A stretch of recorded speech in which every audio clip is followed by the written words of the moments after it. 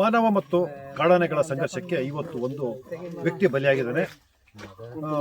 ಷಣ್ಮುಖ, ಸುಮಾರು ವಯಸ್ಸು 40 ವರ್ಷ. ಅವ್ರದ್ದು ಸುಮಾರು 8 ಎಕರೆ ಕಾಫಿ ತೋಟವನ್ನು ಇಟ್ಟುಕೊಂಡು ತುಂಬಾ ಒಳ್ಳೆ ಜೀವನ ಮಾಡ್ತಾ ಇದ್ರು. ಇವತ್ತು ಬೆಳಗ್ಗೆ 10 ಗಂಟೆಗೆ ತನ್ನ ಕಾಫಿ ತೋಟಕ್ಕೆ ಬಂದಿದ್ದಾರೆ.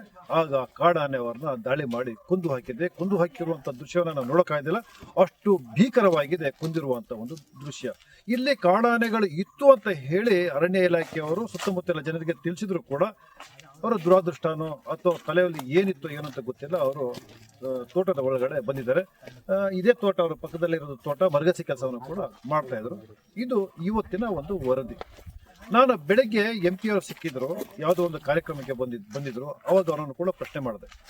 ಈ ಕಾಡಾನೆ ಸಮಸ್ಯೆಗೆ ಸಂಬಂಧಪಟ್ಟಂತೆ ನೀವು 2 ಯೋಜನೆಗಳನ್ನ ಮಾಡ್ತಾ ಇದ್ದೀರಿ. ಒಂದು ಭದ್ರಾ ಅರಣ್ಯ ಯೋಜನೆ ಒಳಗಡೆ ಕೂಡ ನಾವು ಒಂದು 2,000 ಎಕರೆ ತಗೊಂಡು ಏನೋ ಮಾಡ್ತೀರಾ ಅಂತ ಅದೊಂದು ಯೋಜನೆ ಇದೆ. ಮತ್ತೆ ಇಲ್ಲಿ ಜನಗಳ ಹತ್ರ, ಹೆತ್ತೂರು ಭಾಗದ ಜನಗಳ ಹತ್ರ ತೋಟ ಏನೋ ಖರೀದಿ ಮಾಡಿಬಿಟ್ಟು ಅದ್ಯಾವುದೋ ಒಂದು ಯೋಜನೆ ಮಾಡಬೇಕು ಅಂತ ಇದ್ರೆ, ಇದರಲ್ಲಿ ಯಾವ ಯೋಜನೆ ನೀವು ಮಾಡ್ತೀರಿ ಅಂತ ಕೂಡ ನಾನು ಅವ್ರ ಪ್ರಶ್ನೆಯನ್ನು ಕೂಡ ಮಾಡಿದೆ. ಯಾಕೆ ನಾನು ಅವ್ರ ಜೊತೆ ಪ್ರಶ್ನೆ ಮಾಡಿದೆ ಅಂತ ಹೇಳಿದ್ರೆ, ರಾಜಕಾರಣಿಗಳ ತಲೆಯ ಒಳಗಡೆ ಯಾವ ಯೋಜನೆಗಳು ಇದಾವೆ ಅಂತ ತಿಳ್ಕೊಳ್ಳೋದಕ್ಕೋಸ್ಕರ MP ಅವ್ರ ಜೊತೆ ನಾನು ಮಾತಾಡಿದೆ. ಅವರು 2 ಯೋಜನೆಗಳಿದಾವೆ, ಯಾವ್ದಾದ್ರು ಒಂದು ಕಾರ್ಯಗತ ಮಾಡ್ತೀವಿ ಅಂತ ಹೇಳಿ ಅವರು ನಯ ನಾಜೂಕು ಆಗಿ ಒಂದು ಪಲಾಯನವಾದಂಥ ಉತ್ತರವನ್ನು ಕೊಟ್ಟು ಹೋದರು. ಇವತ್ತು ಈ ಸಮಸ್ಯೆ ಈ ಮಟ್ಟಿಗೆ ತಾಂಡವಾಡೋದಕ್ಕೆ, ದಿನನಿತ್ಯ ಸಾವನ್ನ ನಾವು ನೋಡೋದಕ್ಕೆ ಕಾರಣ ಯಾರಪ್ಪ ಅಂತ ಹೇಳಿದ್ರೆ, ಇಲ್ಲಿಯ ಸ್ಥಳೀಯ ಚುನಾಯಿತ ಜನಪ್ರತಿನಿಧಿಗಳು. ಯಾರೋ ಗ್ರಾಮ ಪಂಚಾಯತಿ, ಮುನ್ಸಿಪಾಲಿಟಿ, ಜಿಲ್ಲಾ ಪಂಚಾಯತ್, ತಾಲೂಕ್ ಪಂಚಾಯತ್ ಚುನಾವಣೆ ಅಂತ ಹೇಳ್ತಾ ಇಲ್ಲ ನಾನು. MP ಅವರಾದ ಶ್ರೇಯಸ್ ಪಟೇಲ್ ಅವರು, ಸ್ಥಳೀಯ ಶಾಸಕರಾದ ಸಿಮೆಂಟ್ ಮಂಜು ಅವರು, ಬೇಲೂರಿನ ಶಾಸಕರಾದಂತಹ ಉಳ್ಳಳ್ಳಿ ಸುರೇಶ್ ಅವರು, ಮತ್ತೆ ಈ ಭಾಗದ ಎಲ್ಲ ಶಾಸಕರು ಸೇರಿದಂತೆ ಅವರ ತಲೆ ಒಳಗಡೆ ಶಾಶ್ವತವಾದ ಯಾವುದೇ ರೀತಿಯ ಪರಿಹಾರ ಇಲ್ಲದೆ ಇರುವ ಕಾರಣ ಇವತ್ತು ಇಂತಹ ಸಮಸ್ಯೆಗಳು ಉದ್ಭವವಾಗಿದ್ದಾವೆ.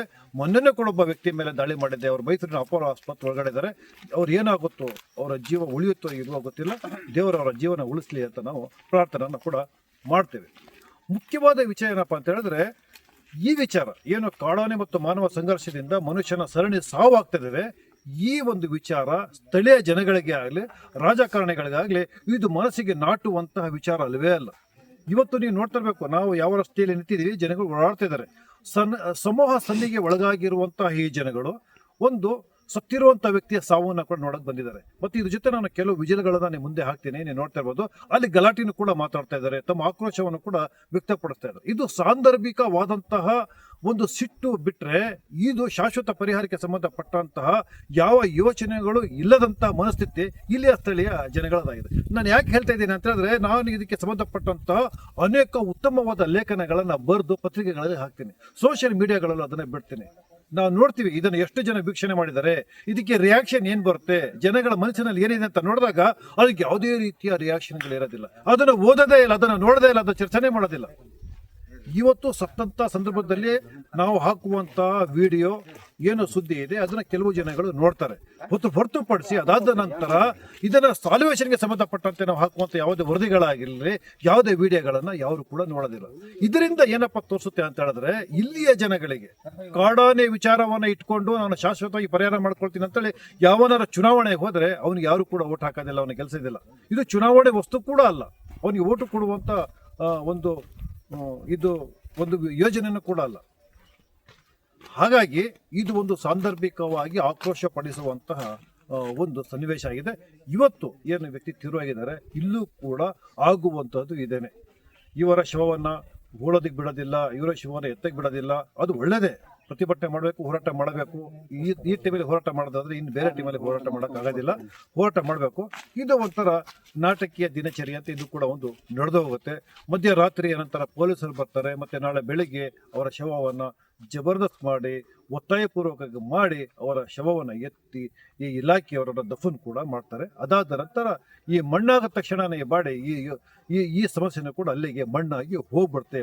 ಮತ್ತು ಮಾತಾಡೋದು ಇನ್ನೊಂದು ಶವ ಬಿದ್ದಾಗ. ಇವೆಲ್ಲ ಯಾಕೆ ಪ್ರಕ್ರಿಯೆ ಆಗ್ತವೆ ಅಂತ ಹೇಳಿದ್ರೆ, ಇಲ್ಲಿಯ ಜನಪ್ರತಿನಿಧಿಗಳಿಗೂ ಕೂಡ ಇದರ ಸೀರಿಯಸ್ನೆಸ್ ಇಲ್ಲ, ಇಲ್ಲಿಯ ಜನಗಳಿಗೂ ಕೂಡ ಇದ್ರ ಸೀರಿಯಸ್ನೆಸ್ ಇಲ್ಲ. ಇಲ್ಲಿಯ ಜನಗಳು ಶವ ಬಿದ್ದಾಗ ಕೂಗಾಟ ಮಾತಾಡ್ತಾರಲ್ಲ, ಅದೇ ಪೌರಶತ್ವವನ್ನು ಬೇರೆ ಸಂದರ್ಭಗಳು ಕೂಡ ತೋರಿಸ್ಬೇಕು. ಇಲ್ಲಿಯ ಸಮಸ್ಯೆಗಳನ್ನು ಪರಿಹಾರ ಮಾಡ್ತೀನಿ ಅಂತ ವ್ಯಕ್ತಿಗಳನ್ನು ಚುನಾಯಿಸಿದಾಗ ಮಾತ್ರ ಈ ಸಮಸ್ಯೆ ಪರಿಹಾರ ಆಗುತ್ತೆ. ಈಗ ಸರ್ಕಾರದ ಮುಂದೆ 2 ಯೋಜನೆಗಳಿದ್ದಾವೆ. ಒಂದು ಭದ್ರಾ ಅರಣ್ಯ ಯೋಜನೆ ಅನ್ನೋದು, ಅದು 2,000 ಎಕರೆ ಇದೆ ಅಂತ ಹೇಳ್ತಾರೆ. ಅದಕ್ಕೆ 20 ಕೋಟಿ ರೂಪಾಯಿಯ ಹಣವನ್ನು ಈಗಾಗಲೇ ಬಜೆಟ್ ಅಲ್ಲೂ ಕೂಡ ಇಟ್ಟಿದ್ದಾರೆ. ಅರಣ್ಯ ಮಂತ್ರಿಗಳು ಬೇಲೂರಲ್ಲಿ ನಡೆದ ಕಾರ್ಯಕ್ರಮದಲ್ಲೂ ಕೂಡ ಹೇಳ್ತಾ ಇದ್ರು.